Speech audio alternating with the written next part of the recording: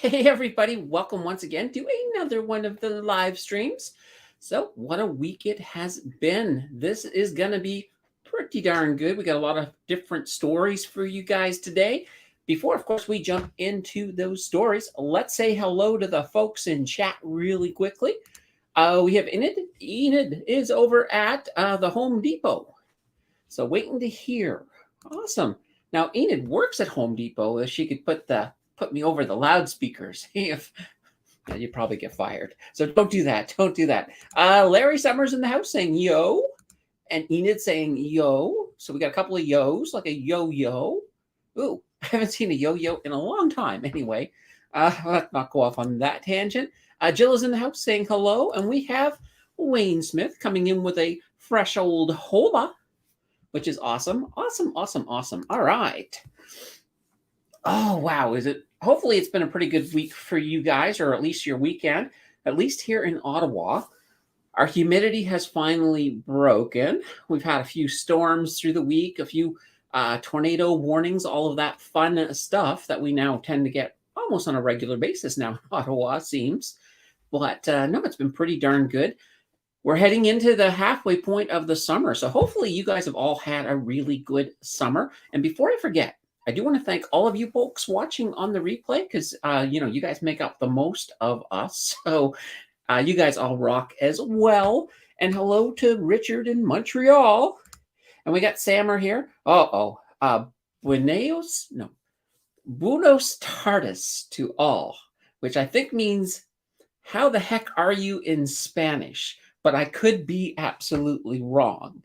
Let me know, Sammer, how badly I completely messed that up, because I own my mispronunciation. Heck, sometimes I will take some English words and absolutely crucify them as well, and that's kind of the charm, I guess. What was I going to say? Let's just talk a quick little bit about Blossom first. Those of you who want to be seeing my old portfolio, so I say old, I'm saying that's kind of, I'll explain that in a moment. So the old portfolio is now on, it's still on Wealthsimple, it's still on Blossom. So when you go to Blossom, you can see all the stuff I got over there. And starting Tuesday, there's going to be a new portfolio, and I'm going to introduce that one to you as well. And that's going to be a new video series at work. We're going to build a TFSA from scratch. So we're going to start with, $0, and we're going to build it up to, who knows? Maybe we'll build it to $100,000. I don't know. We're just going to build it. $400 a month. Excuse me. So $400 a month. We're going to build it up. We're going to see if we can, statistically see some of that snowballing starting to happen as we go along. And that way there, I get a lot of people who ask me, well, what should I do if I want to start a TFSA? How should I build it? So I'm going to show you how I will build a TFSA. Doesn't necessarily mean that it's right for you, or it might be. I'm going to be going with more of a total return strategy towards building this TFSA and getting some maximum growth going in it as soon as possible, because I want to be able to statistically show what a good total return portfolio can do. So you'll see more about that, of course, on Tuesday's video. So what I was saying about Blossom is, if you're not yet on Blossom, guys, fantastic place, a lot of conversation. If you're a Canadian investor, it's the place to be. Just jump on my link down below, head over to Blossom. It's all free. Come in, say hello to me, throw me a follow. I'll follow you right back. We'll open up some conversations there. So great place to get a lot of good information. All right. Now,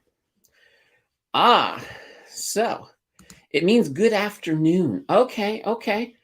Yeah, I'm not going to try to pronounce it, but I thought that meant good, because I'm sure I've seen that before. Now I can pronounce this. Bonjour. I got bonjour down. Yes, good afternoon. Hello, which I think is a form of hello. So hi, Jonathan. Good to see you. Jay Borg is in the house. And looking forward to the new TFSA. Yeah, it's going to be a lot of fun. I'm really looking forward to it, because I know for a lot of new people that come in, they may look at my current TFSA and they're like, oh my God, that's huge. How did you get it there? It seems unrealistic for me. I'm just starting. So this is going to be that way. And here's the beautiful thing. I'll put this all in a playlist. So even 2 years from now, when we've got some, when it's a lot bigger than it's going to be when we start, you can go right back to the beginning and start and watch episode 1, episode 2, episode 3, and watch it grow and watch it develop. So looking forward to this. I've definitely wanted to do this for a long time, and that is kind of interesting. So yeah, that will be really, really good to check out on Tuesday. All right. I had a couple other things. Oh, I wanted to talk a little bit about the channel membership. So if you notice, some people's names are in colors. Those are the channel members. So those guys support the channel. Basically, it's about the price of a cup of coffee a month. When you support the channel, you do get access to current trades I'm doing. I like to post that. I also post dividends as well as a dividend report every month to show breakdown. Now, this is not on the little account that I'm making. This is on the Wealthsimple account. So just to give you a general idea on that. In addition, we do an exclusive video every month, and I'm looking to add some more stuff for channel members down the road. So that is a great way to support the channel. Now, if that's not your cup of tea, another great way to support the channel is just watch ads. Just watch all the ads when you're watching my videos, and that pays the channel as well. It's not as nice as a channel membership, because at least with a membership, I feel like I'm giving you a whole bunch of extra back. But anyway, let's move on. Let's get into our first story of the day so that we can get them sort of out of the way. All right. And let me see here. And you know what? It did it again to me.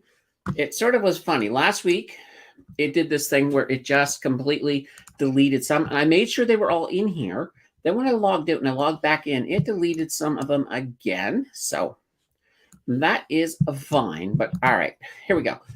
So our first story, of course, is our U.S. Fed rate hike.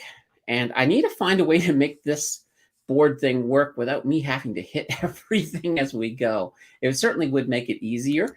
But yeah, so the U.S. Fed had their meeting this week, and they raised their benchmark rate by another 25 basis points.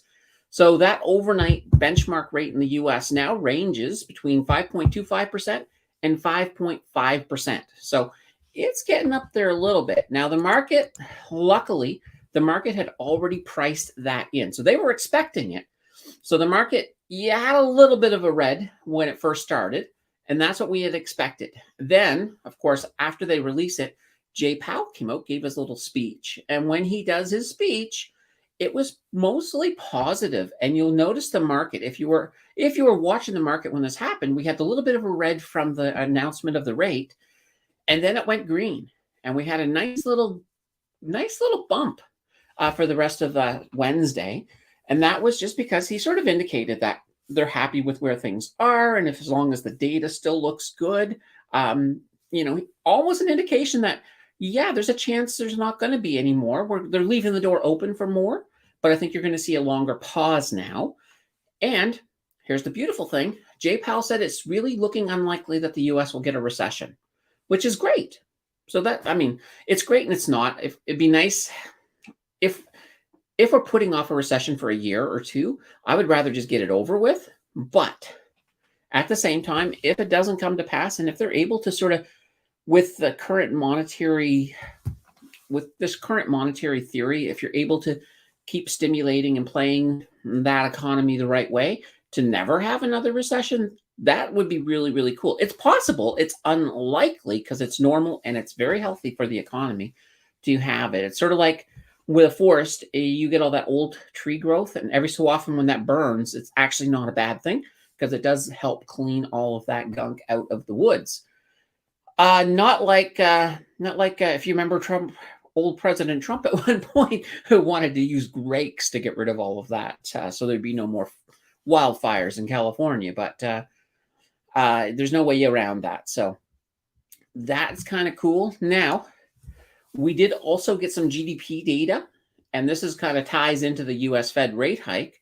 So the U.S. GDP, they rose 2.4% annualized, and they were only estimated to run at about 2%. So they went up, they did better than, the economy did better than expected. Now, that's one of those things that kind of makes Powell go, we can survive another rate hike. So inflation numbers are going to be very, very important.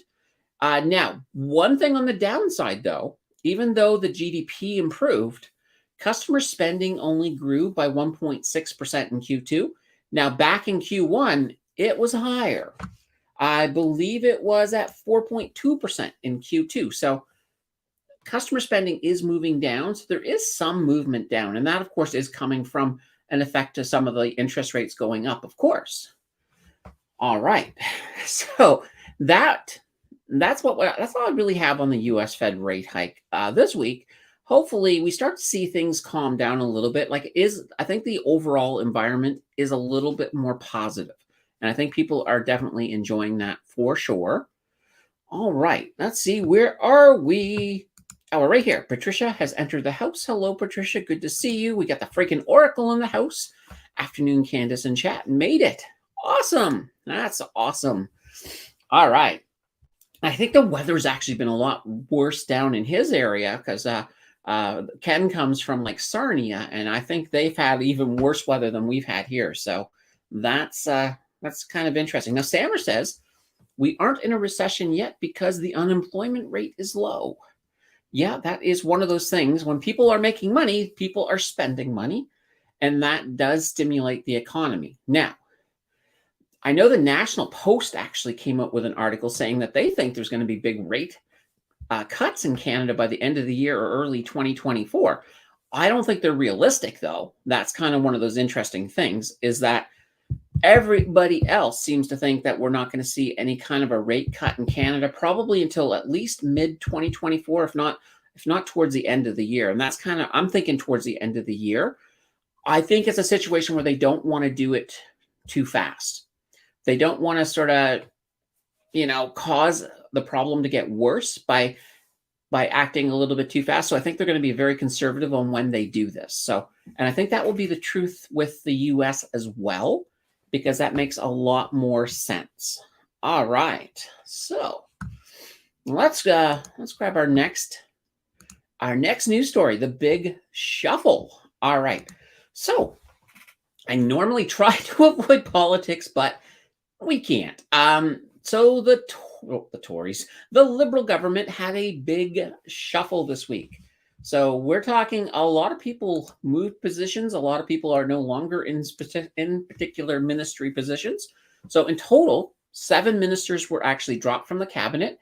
12 ministers were moved around into new roles, and 8 ministers are staying exactly where they are. Now, Chrystia Freeland is one of those ministers staying in place. So we don't have a new finance minister. She's staying where she is.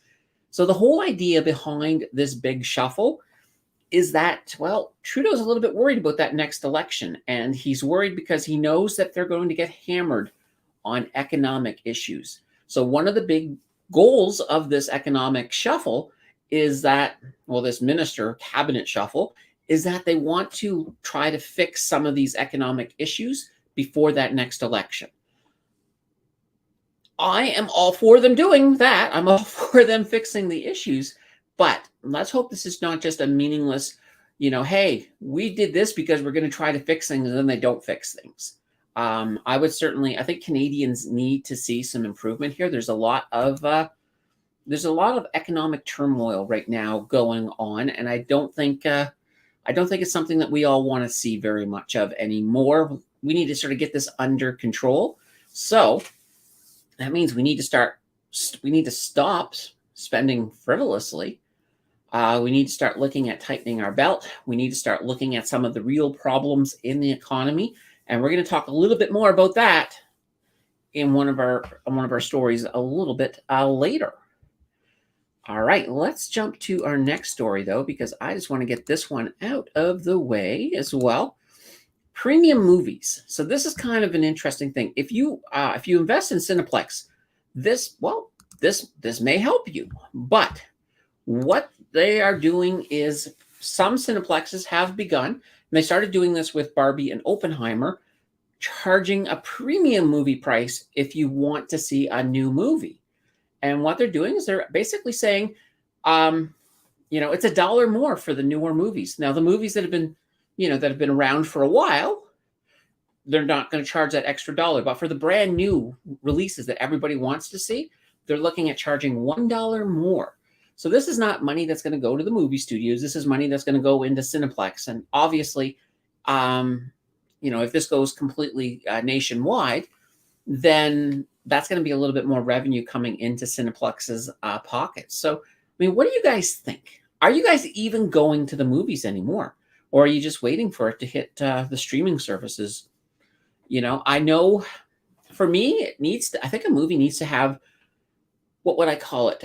Something that I just need to see it on the big screen, like a lot of visuals or something, or like a lot of action, or maybe a big disaster movie I might want to see on the screen. But for a lot of movies, there's a lot of movies that I'm like, well, you know what? I can wait the 3 months and save myself a ton of money, because when you go to the theater, of course, you're paying a lot of money, especially if you decide you want popcorn. It's like you almost need to have a credit check nowadays to get popcorn at the theater. It's getting pretty bad. So that's kind of the way I look at that. Premium movies. I don't know if I think that's a good idea. And here's the other little thing that I will throw into this.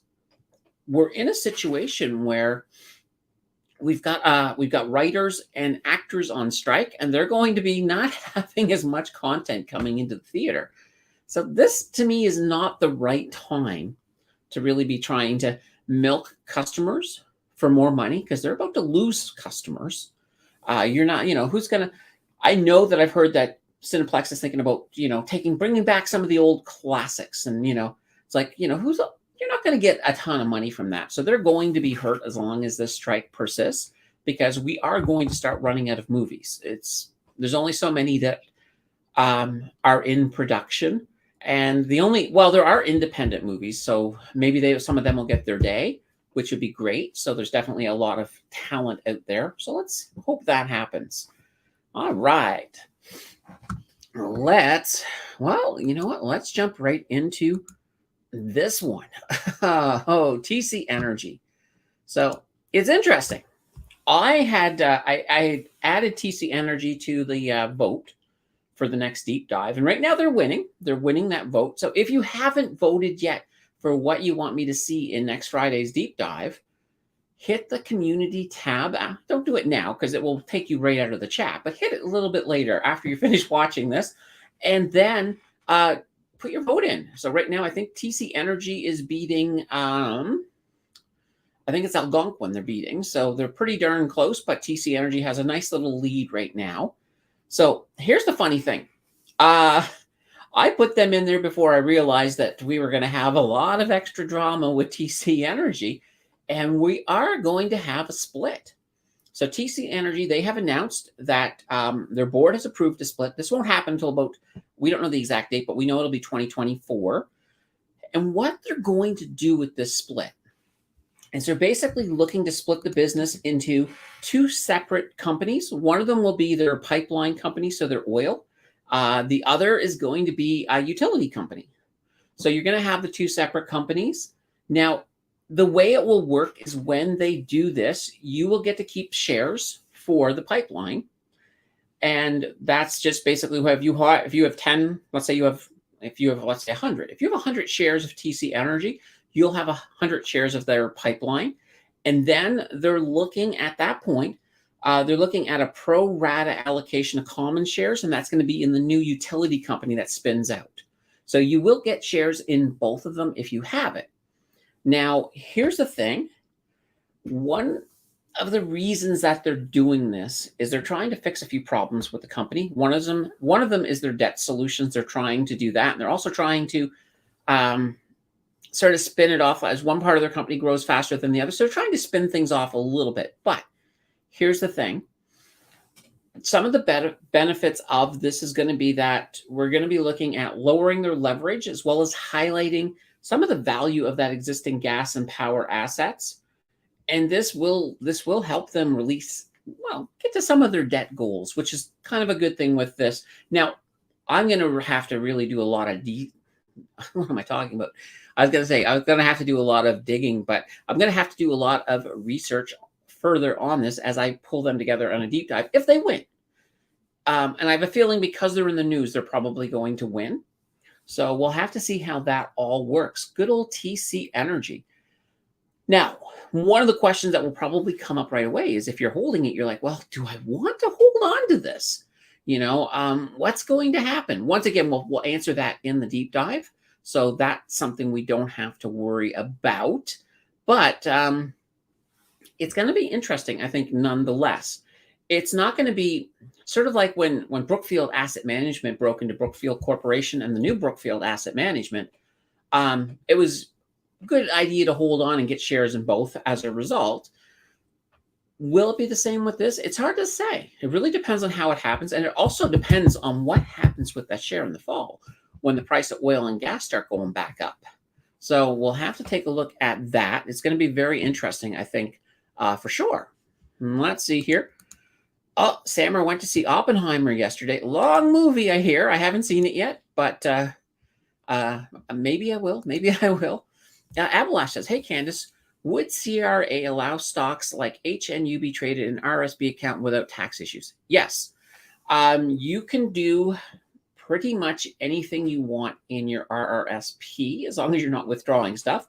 And the reason for that, and this is kind of one of the reasons why you can day trade in your RRSP, no problem, because everything you make in that RRSP, so if you're day trading and you make a whole bunch of cash, once you pull that cash out of the RRSP, it all becomes taxable income. So they're not losing anything from you doing any kind of trading or growing anything within that RRSP. That's why you can't do it in your TFSA, because TFSA, it's different. TFSA is tax-free completely. Everything you pull out of it is tax-free. So if you're doing something that's not permitted in that TFSA, like you're day trading, what they're going to do if they catch you, if you don't claim it, is, they will then turn around. They're not going to throw you in jail, but what they'll do is they'll say, oh, you've been day trading in your TFSA. We have determined this is how much of that is taxable business income, and you'll have to pay that. You'll have to pay the taxes on it. So that's what will happen if you get caught in your TFSA. So you get a big tax bill. Obviously, you don't want to do that in your TFSA. The general rule in your TFSA is if you sell a stock, don't buy it back within 30 days. Otherwise, it starts to look like day trading, and they could, the CRA could become calling on you, and you don't want that. So that's just one of those things to keep in mind. All right, Scott's in the house. Hello, everybody. And we got Jordan in the house. Good evening, Candace and chat family. Hope all is well. Yeah, absolutely. I'm hoping all is well as well. That sounds kind of funny, but yeah. All right, let's take a look at our next story. This is great. If we get these stories out of the way, then we can just chat until whenever, once we're finished. All right, up next, we've got Elon. Hi. I don't want to, never mind. Sorry, Siri asked me, to who am I going to chat? That's kind of funny. Oh dear, she gets one more before I take her off. I normally say, Siri, you can interrupt me once. So she's done that. She's got her one freebie for now. So Elon has done a few things. First of all, Twitter is no more. It's now X. So he has officially rebranded Twitter to X. Now, X.com, which is now points to Twitter, it's actually interesting. Initially, he had bought X.com back in the days before PayPal, and it eventually then became part of PayPal, and PayPal then owned X.com, but he bought it back from them because he's got this whole plan to have all of these X's, and that makes sense. You got SpaceX. Now you've got X.com, and there's also that AIX that, I think we talked about that briefly a week ago or so. So there's a whole bunch of different things. Now, here's the interesting thing. Last week, Elon added a Dogecoin symbol to his X account. And as a result, well, the price of Doge has gone up a little bit the last week. So if you're one of those people who for whatever reason, still loves your Dogecoin, your coin is up. I believe it's up about 8% for the week. And at one point, it was up about 10%. So That's not too bad. Now there is some more. I got more crypto news coming up. We're going to get to that here in a moment. All right, let's jump to the next story. Oh wow, we're doing really good here. We're getting through these really fast today. No house for you. So there is an issue right now in Canada all around immigration. Immigration is normally very good for a country because you're bringing in more people and that stimulates the economy, more jobs. It's good for everybody.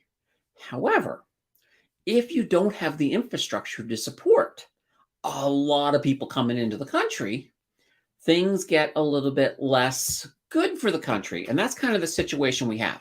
So right now, we're on track this year to have 1 million immigrants come in. And next year, they're looking to do the same, another million. So here's the problem. So TD Bank did a study on this. And what they've discovered is that right now, we're looking at a housing shortfall. If these numbers stay true, 1 million this year, 1 million next year, that we could have a housing shortfall of 500,000 units. That's huge. And this is by 2025. So we're not talking like 2030. We're talking just within a couple of years by the end of this whole immigration cycle. So that's a lot of people struggling to get rent, struggling to get a place to live. That's rents continuing to go up, up, and up. So this is something to keep in mind. And here's another thing too.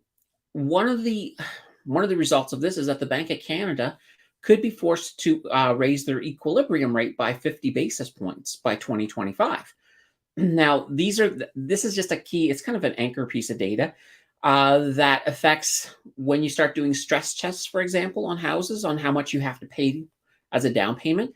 This could cause that number to be higher. So just keep that in mind, that you could end up having to pay a higher down payment to get into a house. And right now, it is already ridiculous.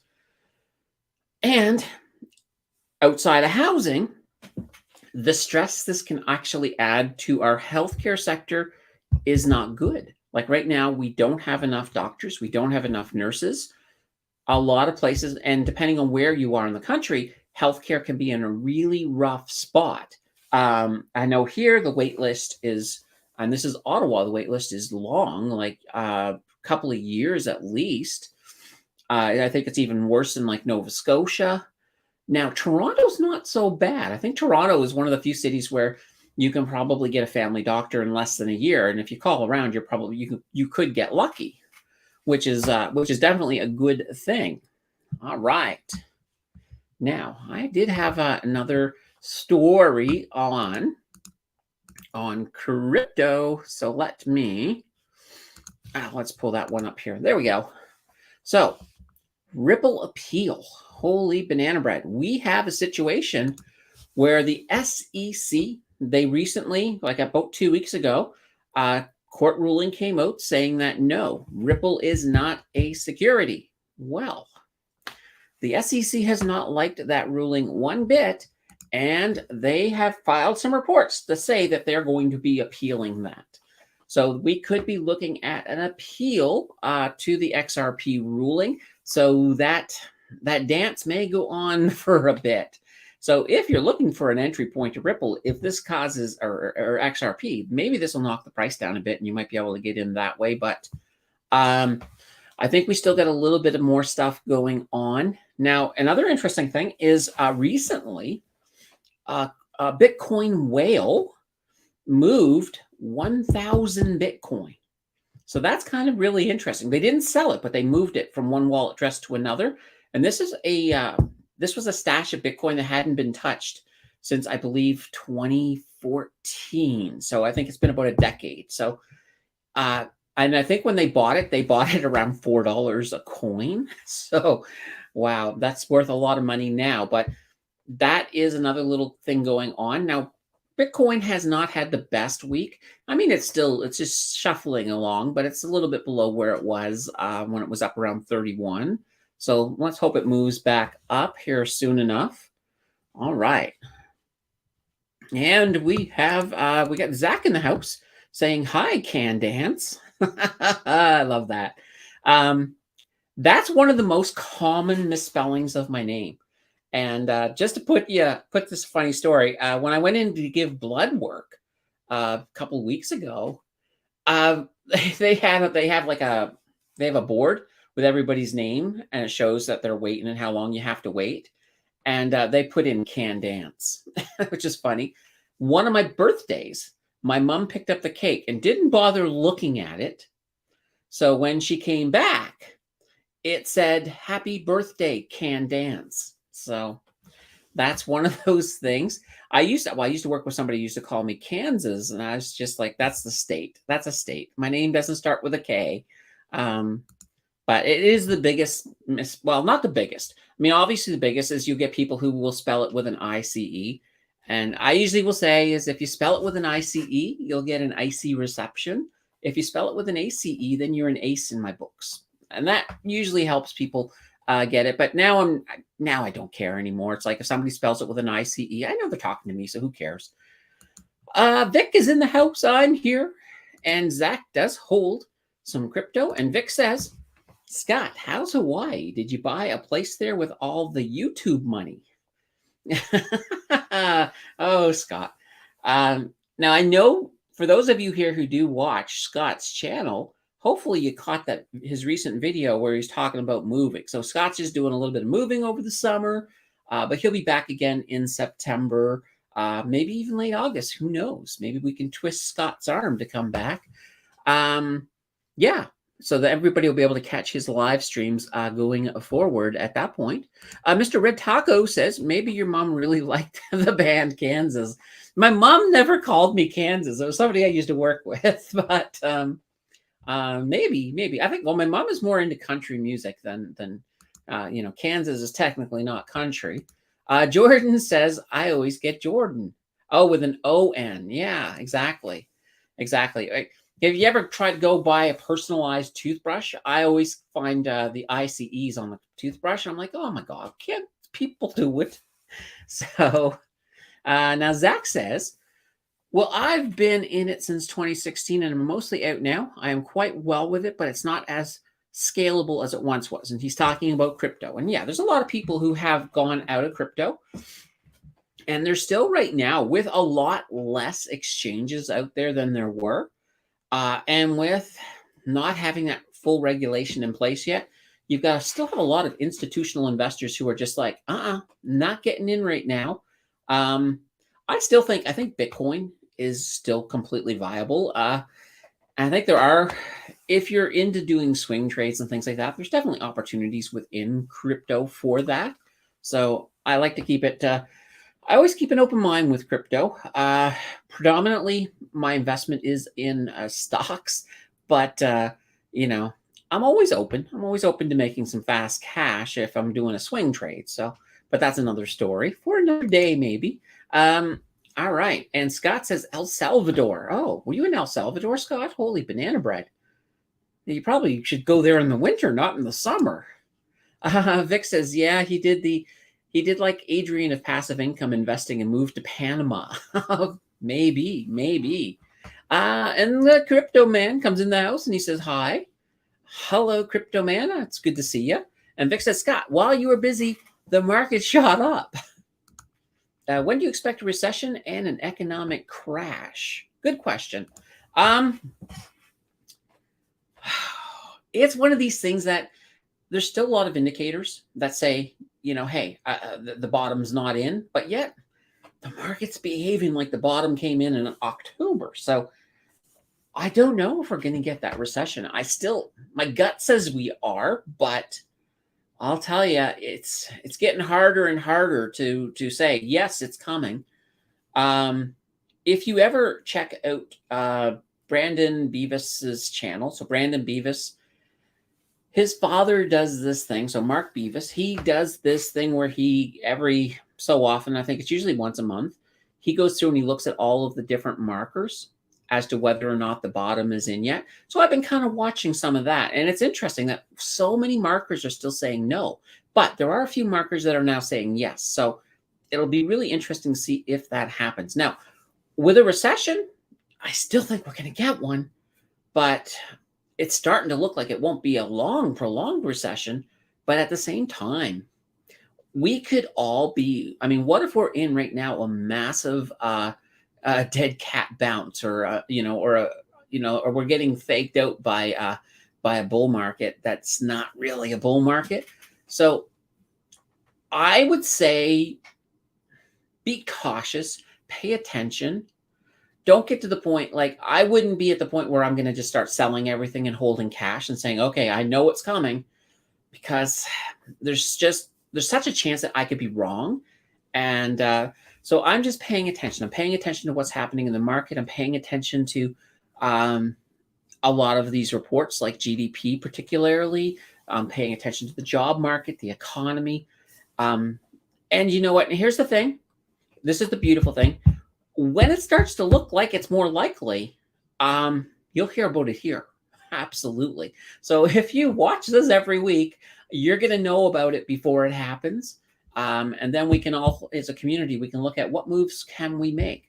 But if it doesn't come, and if we do go full into a bull market, and the economy stays strong, and we somehow skirt the recession, which the U.S. already thinks they're going to skirt the recession, then yay, we could be heading into a bull market. And hopefully, the type of bull market I love is those ones that take a nice long ramp up before they really pick up speed, because that gives you an opportunity to do a lot of dollar cost averaging into it before the big gains start popping up. So we'll have to see how this is all going to shake out. But that's kind of a good thing. All right, I've missed so many comments. Sammer says, if I can work remotely and still live in Canada, I don't know what to say. Well, there's nothing wrong with working remotely and living in Canada. That's kind of that neat thing. If you can completely live remotely and work on the internet, then you can live anywhere you want. Then, in a case like that, find some place where it's cheap, like maybe move to Saskatchewan. There's nice. It's not that as expensive there as it would be in Ontario, or even Nova Scotia is pretty expensive nowadays. Vic says, I thought we were guaranteed a recession, so moved to cash early in 2023, but missed a lot of this massive bull run and 35% on the NASDAQ. Yes, that's the danger. That is the danger of moving into cash. Now, I have not moved into cash. I saw, and here's the funny thing, I started pumping into, it's a covered call ETF called QQCC. I started piling money in that in January because I could just feel what was going to happen with, and I was thinking mostly because of AI and the way AI was starting to take off. I thought there was going to be a very positive influx into the NASDAQ, and that's what we did see. So I've had a few stocks that have made some crazy profits, but that's, sometimes you have to, like, here's the thing. I could have easily thought that AI was going to take off. And let's say, for example, it didn't and went the other direction. Sometimes that happens. But that's one of the reasons why I moved QQCC up to a 5%, for the simple reason that I don't know which stocks are going to take off. Now, I do already have a 5% in Microsoft, and I'm also well into Google. So those also took off. So that's definitely good. So I'm definitely liking that. All right. Let's see. Busy earnings week ahead. Holy banana bread, Vic. You are right. There is a lot of earnings coming on this week. I'll give you a little hint here. So let me see here. I just got a few here written down. So we've got Enbridge. We got CNQ, BCE, NTR, IFC, T, FTS, TOU, PPL, just to name a few. So there's definitely a lot of big earning reports coming out this week. Zach says, I feel as if the market is on the verge of an insane correction. I just don't understand how the market keeps pumping with such high interest rates. Historically, it's the opposite. That's the thing. And you see, and that's the thing that does scare me, Zach, is that sometimes you think, okay, well, with people paying so much more on interest, where is all of this money coming from? Excuse me. Obviously, some of it is institutional. That's fine. But also, I think some of it is, like, if you look at the market before the pandemic and before all the free supports, yes, you had a giant pump. But of that giant pump, So when we're looking at that last bull market and the huge, especially you can see, especially when you look at Bitcoin and Bitcoin all-time high price, a lot of that was people just pumping their supports in. So a lot of that money flew into the market. A lot of it flew back out, but not all of it did. And I think that's what we're looking at. We're looking at the smarter investors that put some of that money aside. And I think that's where some of that money is coming from. There's a lot of people that did make a lot of good moves in that bull market. Now, there's also a lot of people who got burnt really bad too. But I think that's what we're seeing. And the fact that people who got all those free supports, if they're all working now, that's kind of helping prevent that money from getting bled out by these higher interest rates as well. So keep that in mind. Now, Vic says, I have been swinging and realizing gains. Okay to rapid trade in RRSP, but not TFSA, right? Absolutely, Vic. That is exactly what we were talking about earlier. Crypto Man says, do you expect unemployment to increase? I know a few people already lost their jobs. So yes, unemployment will increase. But here's the thing. I think it's not going to be unemployment across the board. I think we're going to be in a situation where certain sectors are going to get hit harder. So for example, in the States, tech get hit pretty hard.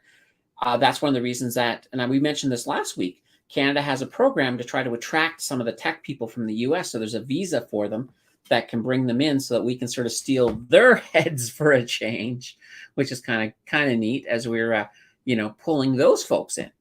So yes, unemployment will increase. I think we're going to get to a point, especially with immigration, if we keep bringing in a lot of these people and they start filling jobs, that should help unemployment, because not everybody's going to get a job if you come in.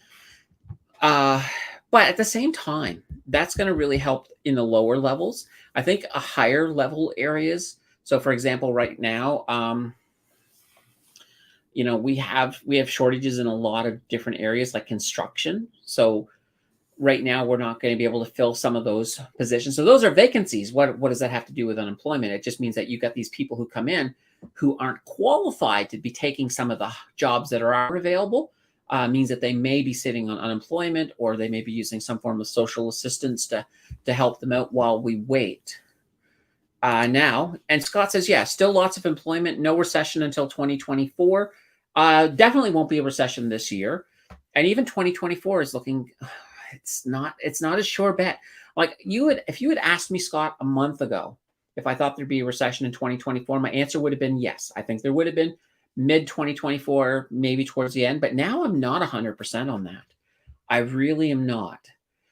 And here's the thing. Oh, I love this. So Crypto Man saying the yield curve will uninvert first. Yes, normally when we see going into a recession, right now we've got a big inversion in the yield curve. When that comes back up and it uninverts, so they cross, that's normally where that recession will begin. And right now we're not close to that. So that might be something worth watching. And I really do want to do a video on the yield curves. But as I was mentioning as well with Brandon Beavis's dad, Mark Beavis, if you head over there and take a look, he does look at the yield curve. Every single one of those, is the market bottom in videos. So definitely check that out for now. But I'll look at doing, I definitely want to do one of these. I just have to figure out where to fit it in, because I got a whole slate of stuff I want to do for you guys. Let's see. The only downside of working remotely are the time zones. Yes, that is the thing. If you, let's say you're one of these people and you're lucky enough that you decide, oh, I'm going to go live in Dubai. Well, if you live in Dubai, but you're working in Canada, you're pretty much going to be working some very odd hours indeed. So your body would have to get used to that. I know myself, I do not like working graveyard shift. I'm this type of person. I like to go to bed at 10 o'clock at night. I know it's not that late, but I'm up usually anywhere from 5 to 6 in the morning because I'm a morning person. Some people are not morning people, but now when I was younger, I used to always stay up till midnight 1. But I also still get up pretty early. Like I used to sleep a lot less, but now I sleep more, but I still get up pretty early in the morning. Energy next. Yeah, energy is something I would be watching, because as we move towards the fall, there's going to be higher demand for energy.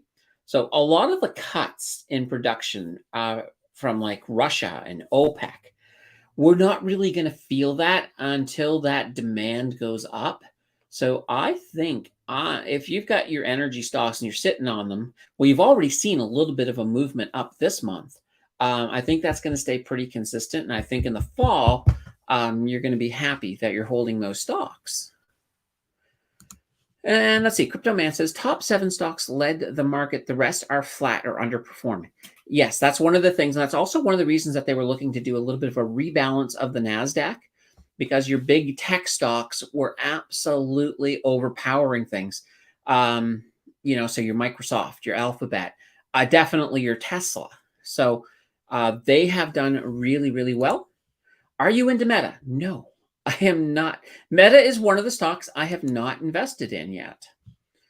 All right. Let's see. Phil B says, never, never, never, never time the market. I thought we were going to have another red year, and I was wrong. Glad I still kept investing. Yeah, absolutely.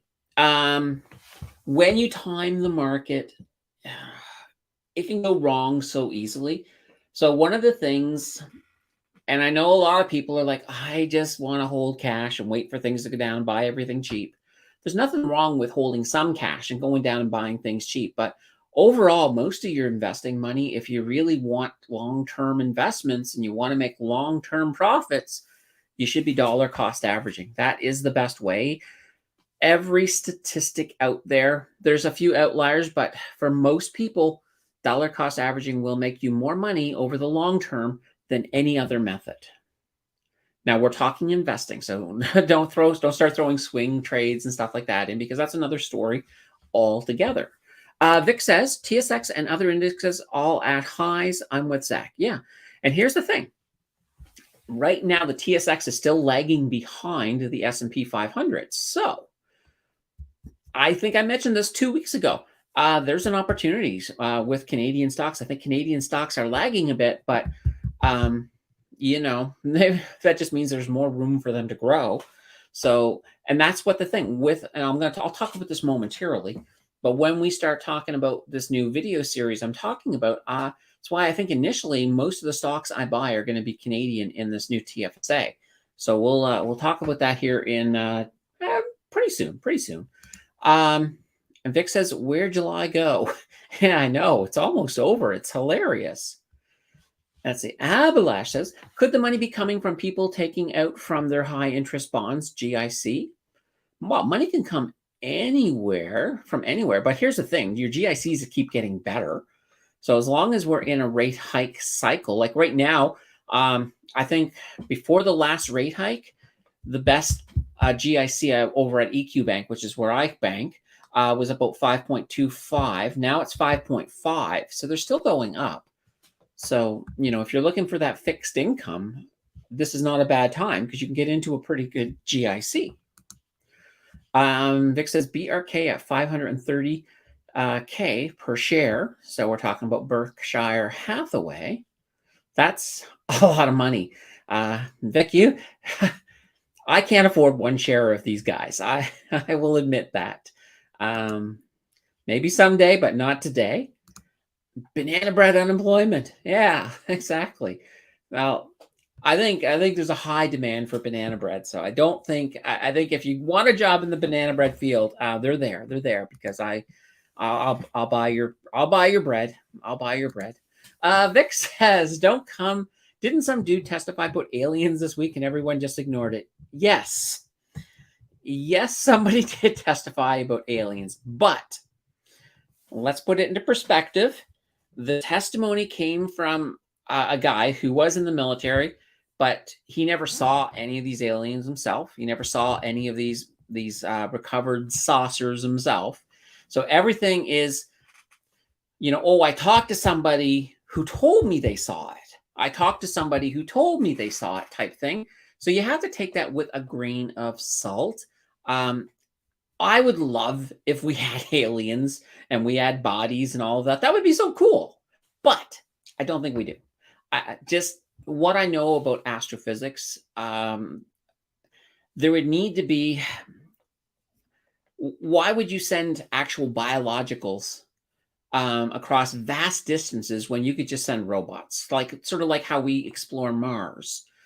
And just the amount of time, if you found another civilization on, let's say 100 light years away, and you had a way to get there, let's say whether you're actually bending space, creating, I don't want to say like a warp bubble, but if you're maybe creating a wormhole of some sort that you can get there, um, to me, you're not going to just get there and you know and do nothing and get easily shot down by U.S. military. If anything, you could probably fly your ship down and just sort of sit there and let them shoot everything they have at you, and you're probably fine. So I don't know. I know that somebody did testify about it, and I do think there's UAPs out there.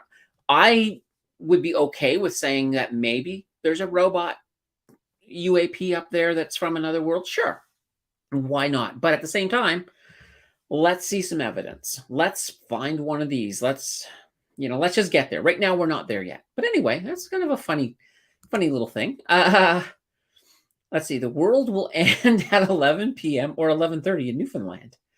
Oh dear. Hopefully not today, because I'd really want you guys to see that video on Tuesday. So, yikes. Ablash says, wouldn't oil go down, but natural gas go down for fall, winter? Well, not necessarily. There's a lot of people still using oil. There's also, I mean, heck, if you look at China, China's still burning coal. Now they use natural gas, but no, there'll be a demand for everything right across the board: oil, natural gas, hydrogen. Now with them going into a lot more hydrogen in places like Germany, so yeah, there will be.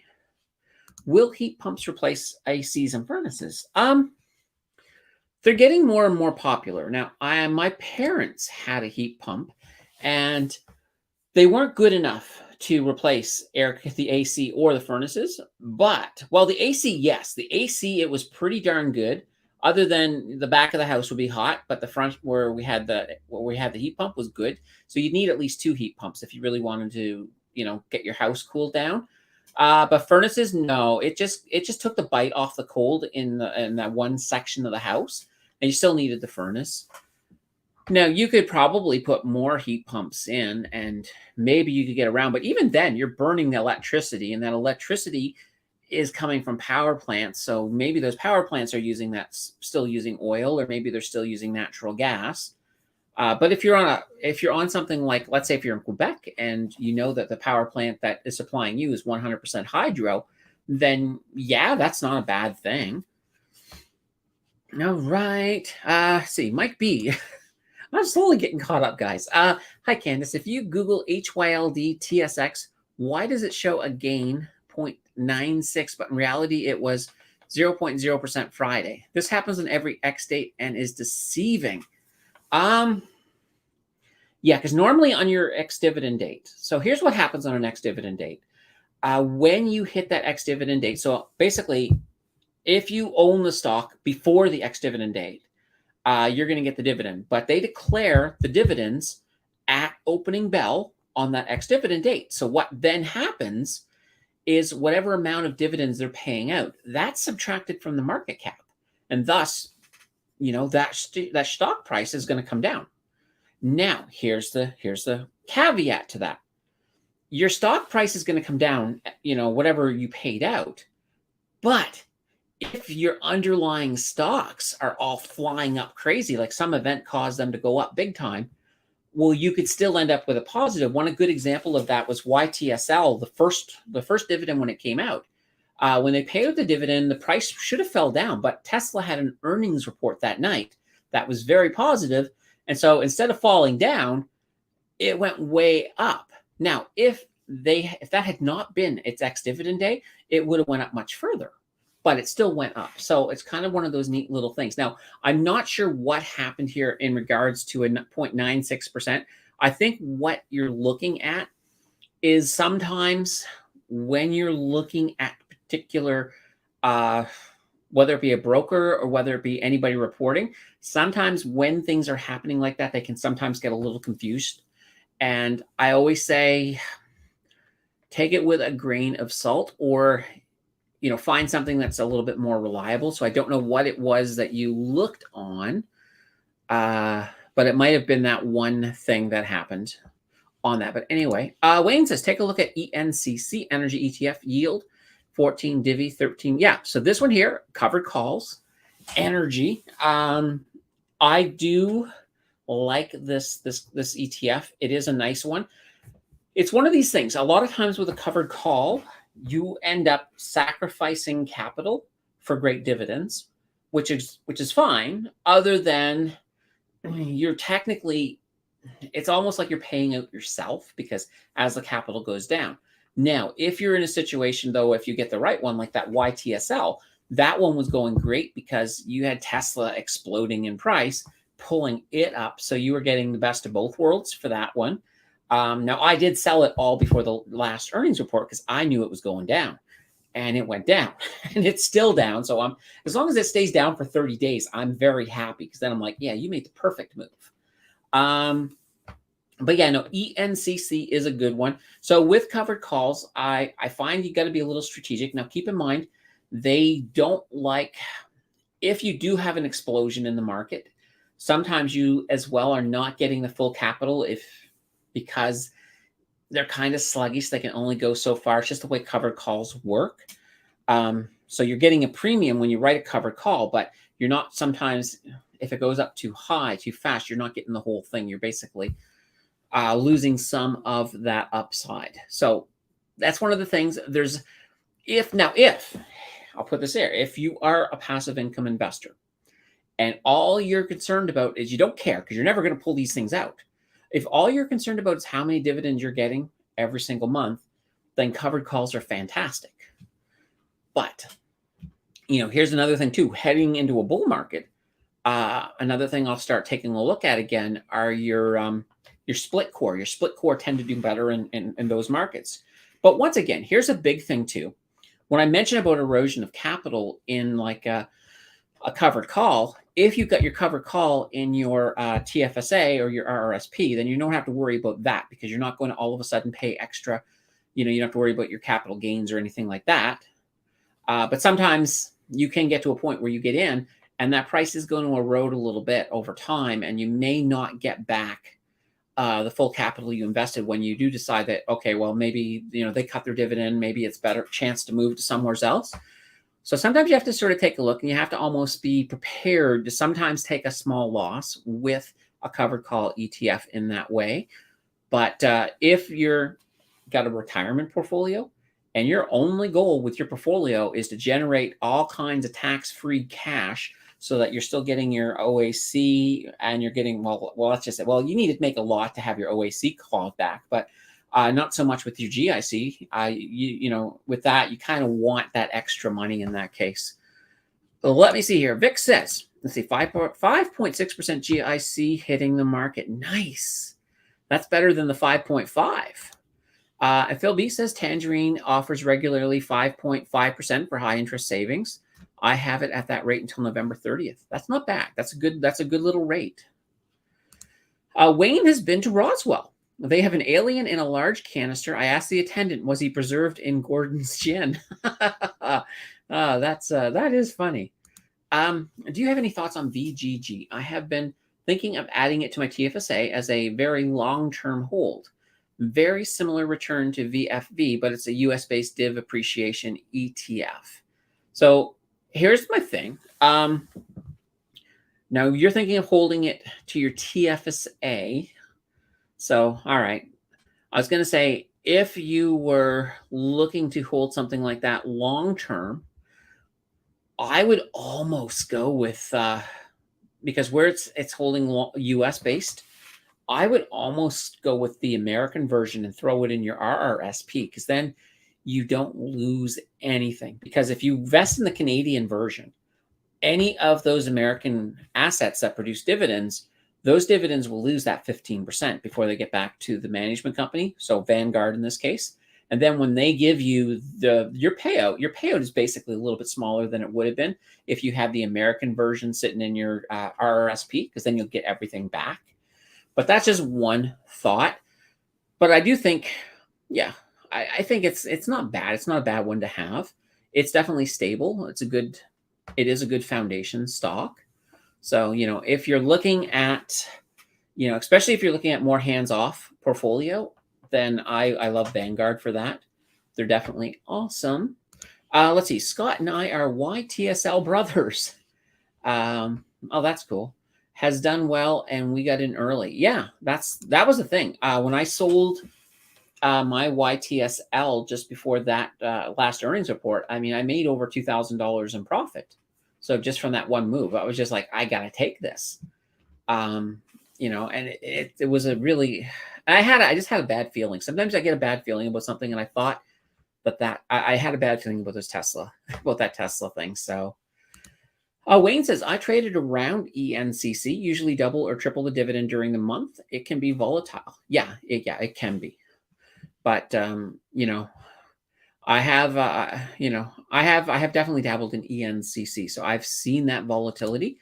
I make sure that I have my size in I make sure that I have my size in ENCC prior to the ex-div date to collect that divvy. Yeah, and that's a nice thing about it.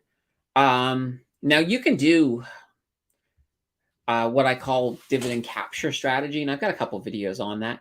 Now, with dividend capture strategy, what you're basically doing is you're jumping into a dividend stock. You're buying it before the X date, and then you're there for the X date, so you get the dividend, and then you're basically waiting for, depending on the stock. Now, if in a bull market, this works so much better because then you just wait for the price to recover. Because remember how I mentioned it loses a little bit of its value because of the deduction from the market cap. So it loses a little bit of value. The price goes down. You ride it back up. And as soon as it hits to the point where you sold it at, you sell it there. You've already locked that dividend in. Rinse and repeat with your next victim. You just keep doing that. So that is one way to milk out a lot of dividends. Now, don't be doing that one. If you're doing a small version of that in your TFSA, you just want to make sure you're paying attention to when you're buying stocks. Because remember how I said in the TFSA, you want 30 days between buying and selling. So between selling and buying. So keep that in mind. And I had somebody say, "Oh, well, I just sold a little bit of my position, so that I should be able to buy back fairly quickly, right?" And I'm like, no, it's 30 days. You sell one stock, 30 days. You sell 1 million stocks, 30 days. Simple as that. All right, let's see where we are here. So Zach says, that's right. Sorry, I put it in my RRSP where I hold my growth ETFs. Okay, perfect. Yeah. So I would grab the American version, Zach. Put that one in your TFSA. Then you're not losing that 15%. So you're getting a little bit of extra money. Oh, and thank you for the answer. TD pays out tomorrow. I like it. Hopefully you're going to get yourself some good money there. We do have one story left, folks. And let's pull that up. And so that is Christmas in December. All right. People are like, come on, Candace. It's the middle of July. Well, it's the end of July. What the heck are you talking about Christmas in December? Well, over in Ukraine, they used to celebrate Christmas on January 7th, which is the Russian Orthodoxy Church. That's when they would celebrate Christmas. So the Ukraine has decided that they want to distance themselves from the Russian church.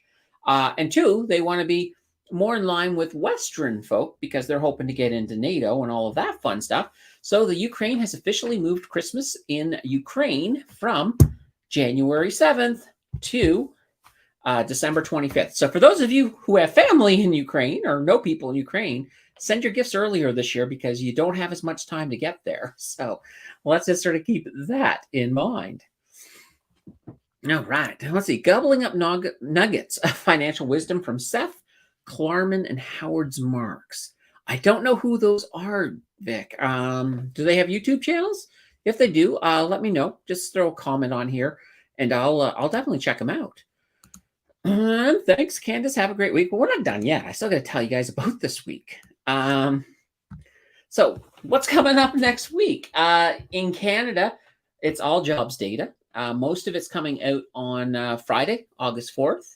Same idea with the U.S. The U.S. is also a big jobs week. So they got a lot of data, especially on Thursday and Friday. So the 3rd and the 4th, we're going to get a lot of jobs data, which is going to be one of those things that they're going to look at when they start thinking about the next rate hikes. Now, in Canada, our next meeting of the Bank of Canada for a rate hike, and I think it's going to be a pause, is not happening until early September. I don't know yet on when the next US date is. I would imagine it's probably either late August, early September as well, but I don't have a date. I'll have one for you guys next week for sure. And let's see here. I think there we go. The only Blossom event I'll attend is when Candace makes an appearance. Oh yes, I really wanted to go this year. I thought I might be able to go to the March the third, or sorry, the August 3rd event in Montreal.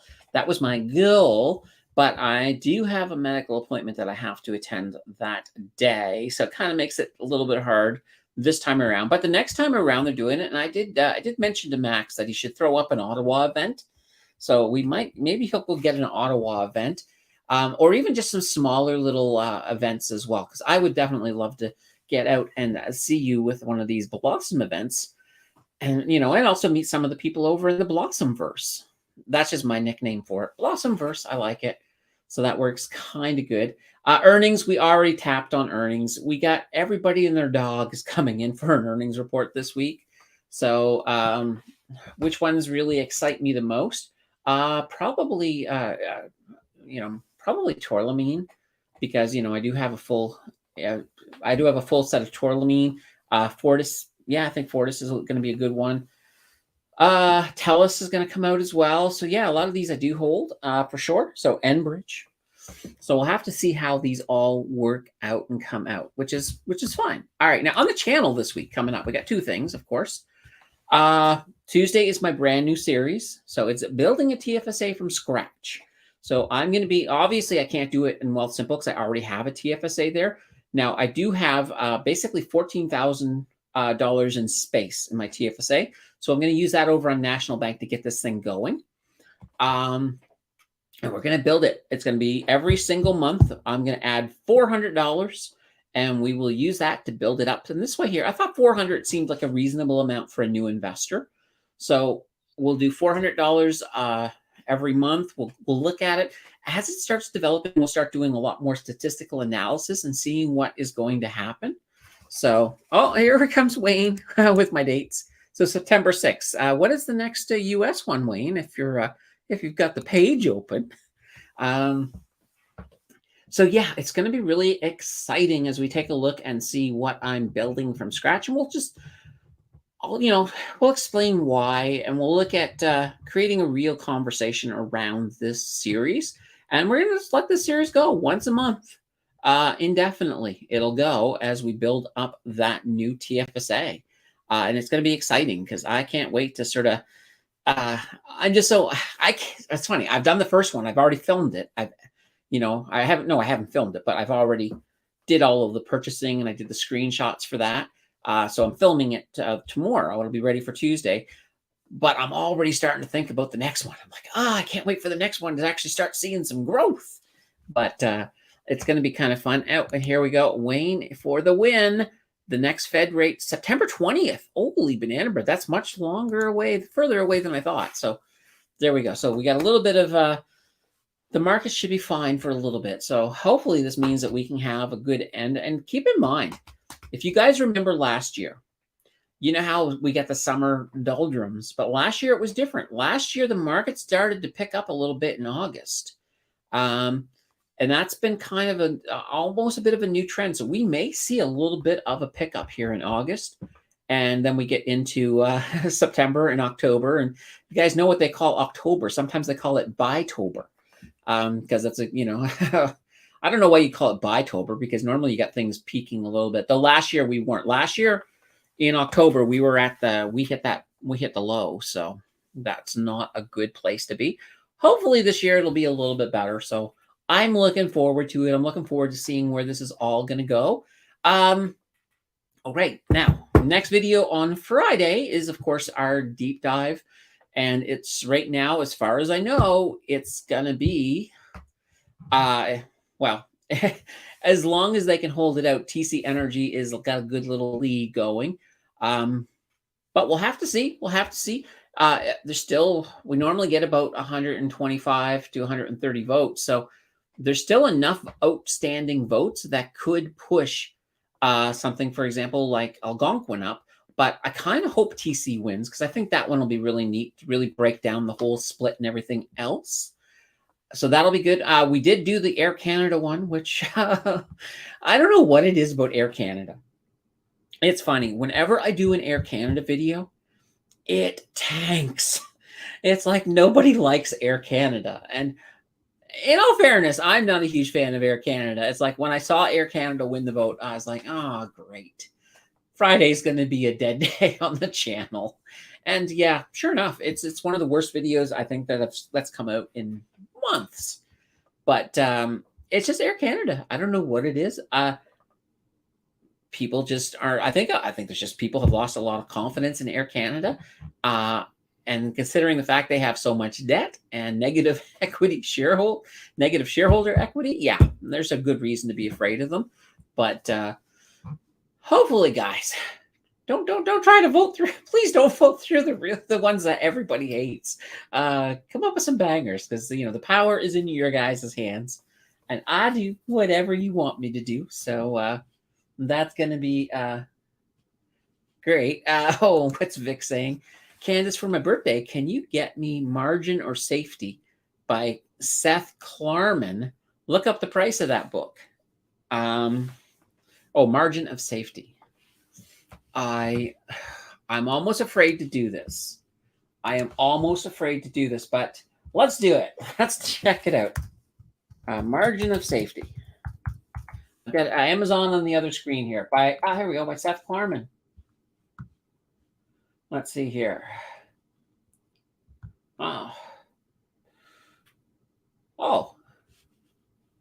Well, hey, if you want the audio, the Audible one is $0 if you sign up for them, for Audible. But they're hardcover. Now, I'm not getting a price here for the hardcover, my friend. Oh, yes, here we are. Vic, you are a comedian. So if Vic has just asked me for his birthday to buy him a copy of a book that costs $7,453.31. Yes, I think I would rather go to the dentist than pay that, Vic. I love you, my friend, but I don't. I think there's probably a better way to get that book. Have you tried to see if anybody has it? Like maybe find 20 people who want the book and you all chip in and then just pass it around or something. But yeah, no. no, Vic. I cannot. It would take me probably take me a few years on YouTube to make that amount of money to be able to drop that on a hardcover book of that price for you. So yeah. Now Scott though has 2 YouTube channels. So talk to Scott. Maybe he can set you up. I don't know. I'm not promising for Scott. I'm just saying talk to Scott. Anyway, guys, I think this is about it for today. You guys have been fantastic. I'm happy to have seen you guys all here. Have a really great evening. And I know next weekend I'm still going to be here, even though I think next weekend is a long weekend because we got that Canada Civic holiday, right, coming up. So that'll be kind of cool. We'll see you guys next week. Until then, take care, everybody. Have a really great week. And if you're on vacation or, got some downtime, enjoy summer. We've only got a month left. So take care, everybody.